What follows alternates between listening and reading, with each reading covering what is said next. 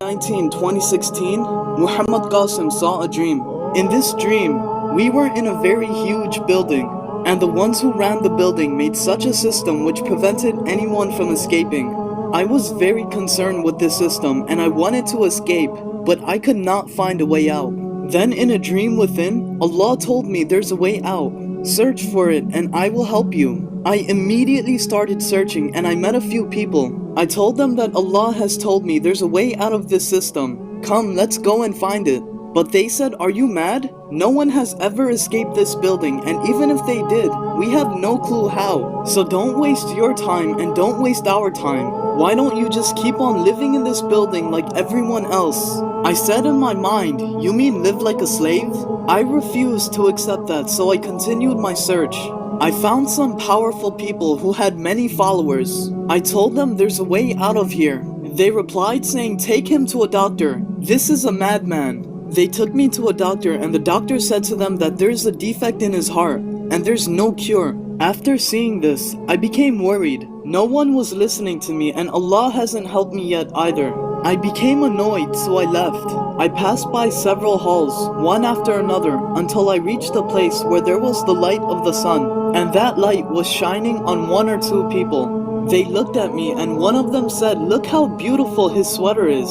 I looked at my sweater and I became surprised, thinking, when did I put on this sweater before? It was actually a very beautiful sweater with amazing coloring. I didn't understand, so I continued walking towards the source of the sunlight. A man said if he is truthful, then he will distribute food and money. I ignored them and went to the source of the light.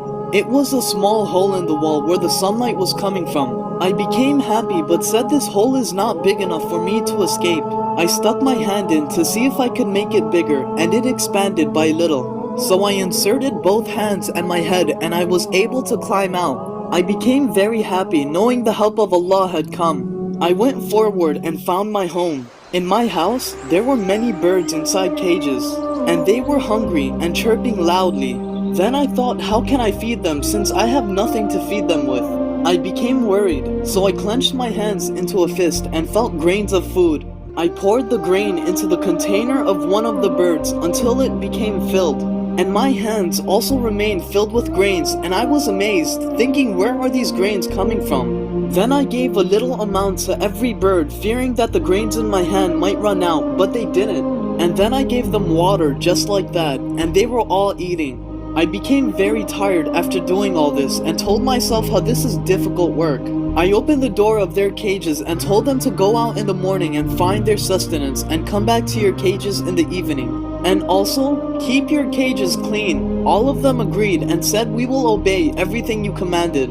I became surprised, thinking what type of birds are these that they are able to talk to me? Then all those birds did exactly what I asked them to do and their breed multiplied swiftly. And I said that I will sell these birds to the rich people of the building and gain wealth.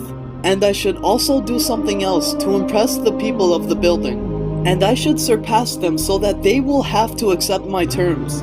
I remembered how they lacked a source of power in the building, so I wanted to invent a new generator to create electricity.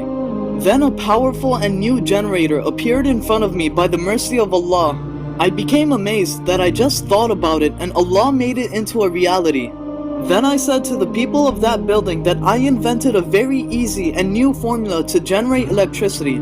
Then those people sent their best engineers and they were amazed by the generator and they requested the formula to make a similar one. I needed to gain wealth to free the people, so I said, do you think that I will give it to you for free? Then I gained a lot of wealth by selling the birds and the formula.